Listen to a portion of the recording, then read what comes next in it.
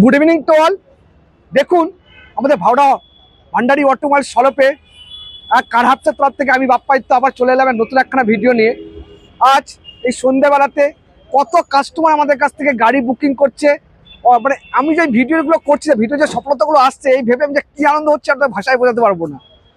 আজ শুধু উত্তরবঙ্গ থেকে এসে চারখানা গাড়ি নিলেন আমাদের কাছ থেকে এক ভদ্রলোক। ওনার তার মধ্যে দুখানা গাড়ি ওনার ডেলিভারি নিচ্ছেন আমাদের কাছ থেকে।